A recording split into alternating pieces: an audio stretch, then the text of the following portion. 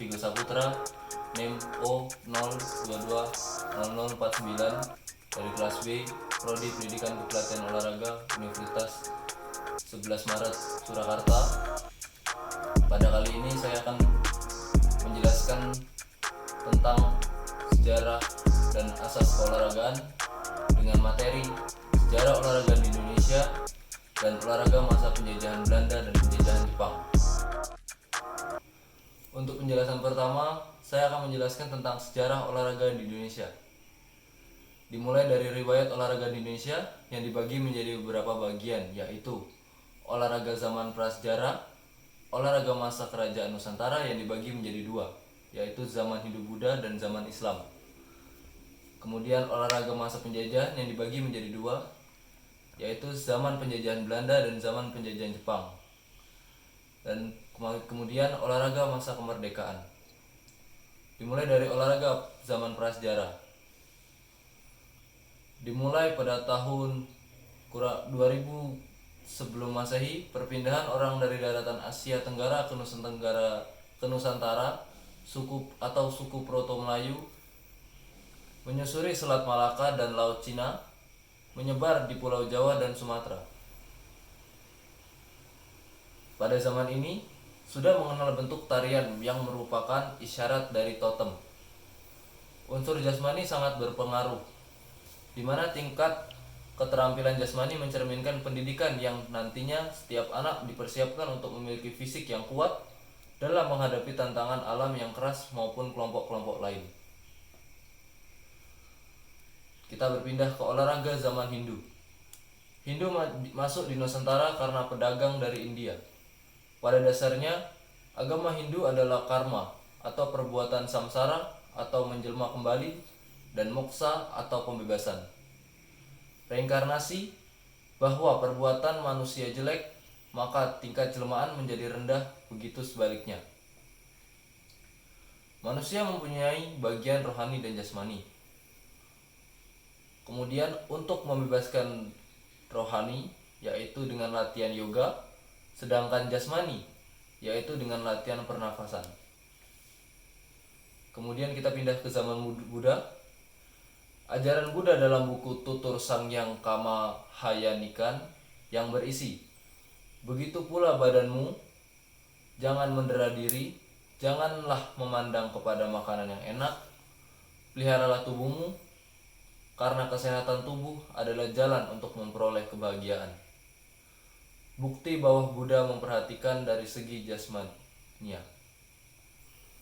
Tujuan jasmani untuk menguasai sikap badan dan ketahanan tubuh dari kekurangan agar bisa membebaskan jiwa dari jasmani.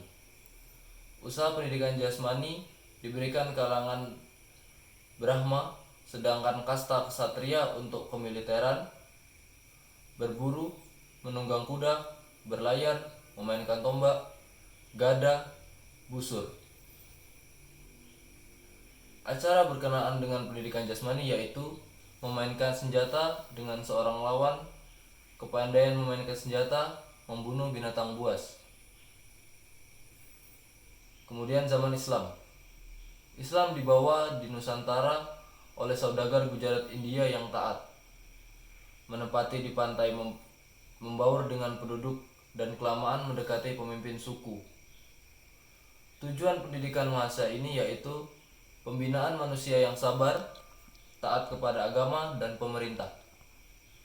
Tujuan pendidikan jasmani sangat terbatas pada mempertahankan diri dalam kelompok untuk menghadapi musuh. Pada abad 16 yang dimaksud musuh yaitu kaum kafir. Pendidikan jasmani diberikan dan dilanggar pesantren berupa cabang olahraga bela diri seperti pencaksilat, gesrek, dan debus. Selain itu, penjas sebagai rekreasi seperti genjring, rebana, dan lain-lain. Anak bangsawan dan petinggi keraton dididik oleh ahli bela diri dan agama. Penjas ditekankan pada keprajuritan seperti menunggang kuda, memainkan senjata, kekebalan diri, taktik dan strategi perang. Senjatanya antara lain tombak, keris, pedang, busur, dan anak panah. Kemudian di Jawa Barat terdapat tarian ujungan, yaitu permainan yang dimainkan setelah panen pada bulan purnama. Permainan ini ditujukan untuk kegembiraan rasa syukur setelah panen, tepatnya di Sungai Cimanuk. Kita bergeser ke Aceh yang memiliki tarian heroik atau tarian Sudati.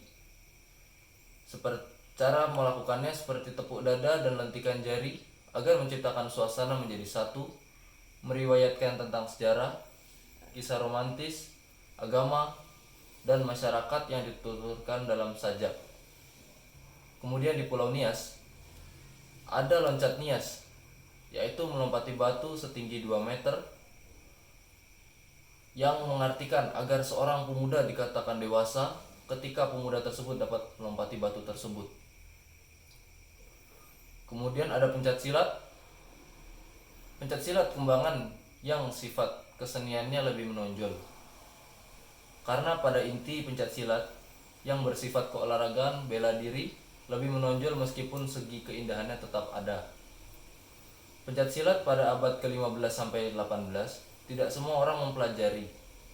Pencak silat diberikan kaum bangsawan dan raja. Kemudian menyebar ke pesantren dan guru agama.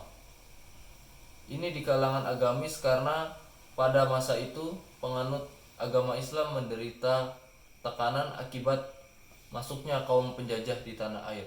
Kemudian saya akan membahas tentang olahraga masa penjajahan Belanda dan penjajahan Jepang. Di bab ini dibagi menjadi 3 masa, yaitu olahraga masa penjajahan yang dibagi menjadi zaman penjajahan Belanda dan zaman penjajahan Jepang. Kemudian olahraga masa kemerdekaan, dimulai dari penjajahan Belanda.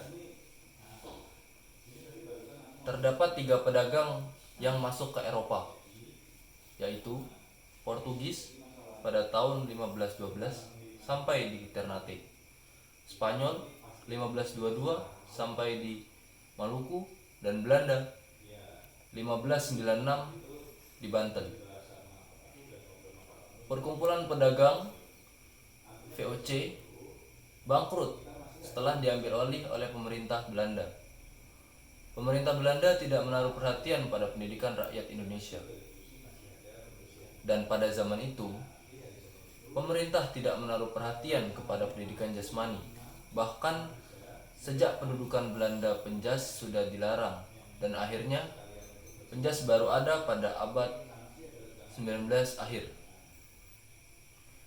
Latihan jasmani yang diberikan terdapat beberapa jenis, seperti senam sistem Swedia, atletik, kasti, bola beker, sepak bola, dan bola tangan.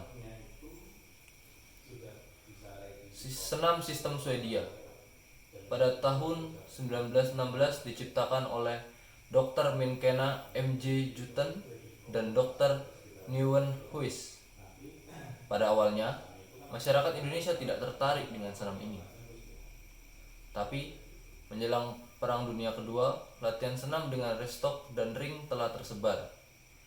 Terbukti, di setiap kampung Jabar terdapat restok dan ring.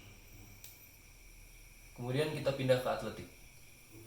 Atletik menarik bagi pelajar di sekolah lanjutan karena sering dipertandingkan dalam acara sekolah.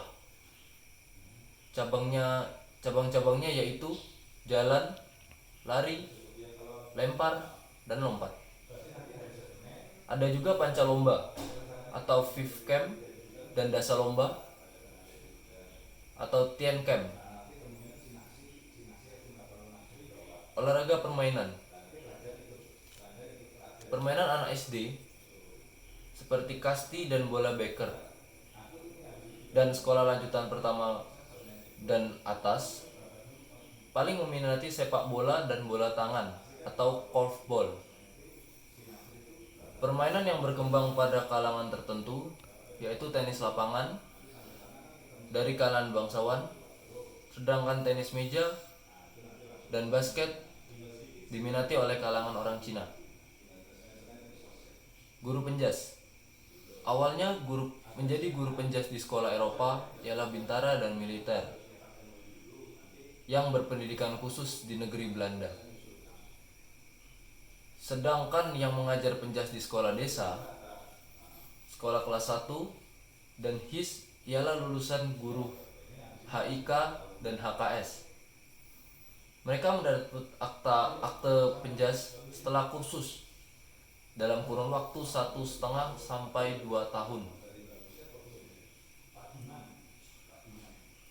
Kemudian organisasi mengadakan kongres pada tanggal 28 Oktober 1928. Hasilnya Sumpah Pemuda, yaitu satu nusa, satu bangsa, dan satu bahasa Indonesia. Lahirnya PSSI. Pada tanggal 29 April 1930, lahir Ikatan Olahraga Indonesia pertama, yaitu PSSI. Lahir di Yogyakarta oleh Insinyur Soeratin dengan anggota Yogyakarta, Solo, Madiun, Bandung, Jakarta, dan Surabaya. Dan pada tahun 1941, sebelum penyerangan Jepang, PSSI terdiri dari 40 kota. Lahirnya pelti dan bola keranjang. Pada tahun 1936, Persatuan Lawn Tenis Indonesia berdiri di Semarang yang diketuai oleh Dr. Bontaran. Dan pada tahun 1940, Persatuan Bola Keranjang Seluruh Indonesia diketuai oleh Mr. Rosli di Jakarta. Kemudian kita pindah ke olahraga zaman penjajahan Jepang.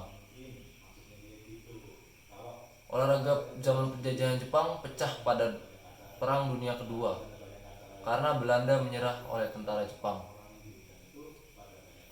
Ternyata ada taktik Jepang, yaitu mendekati kepada Indonesia yang mengaku sebagai saudara tua. Lalu olahraga yang dikenalkan zaman penjajah Jepang, yaitu PBB atau Kyoreng, senam atau Taiso, kendo yang memainkan senjata yaitu bayonet. Kemudian setelah Jepang terdesak, Jepang memberikan kekuasaan lebih untuk membentuk badan olahraga OR baru, yaitu Gelora, yaitu Gerakan Latihan Olahraga Rakyat, yang dipimpin oleh R. Oto Iskandar-Dinata, yang nantinya akan menjadi Putra atau Pusat Tenaga Rakyat. Indonesia sangat jago dalam bulu tangkis, terlebih di zaman penjajahan Jepang. Indonesia memiliki banyak pahlawan negara seperti Sudirman, Basrul Zaman, Oi Hok Juan, Lim Soe Leong, dan Napsirin. Dan pada tanggal 8 Desember 1942 terdapat kejuaraan yang diselenggarakan di kota Solo oleh Ketua Bagian Bulu Tangkis RMS Condro Kusumo. Bulu tangkis diganti menjadi nama badminton. Kemudian kegiatan pelti menghilang. Dengan gugurnya Dr. Hurib dalam peperangan melawan Jepang, pelti tidak pernah ada kejuaraan dari tahun 1942 hingga 1950. Kemudian terakhir, cabang judo dan baseball. Judo dan baseball digiatkan di sekolah. Awal kecabangan berkembang di Indonesia. Organisasi tiap-tiap kecabangan tidak terlalu berkembang dikarenakan orang sibuk bertahan hidup mencari kebutuhan sehari-hari. Dikarenakan masa penjajahan Jepang, rakyat Indonesia sudah cukup menderita. Sekian penjelasan materi dari saya. Mohon maaf bila ada salah kata. Terima kasih.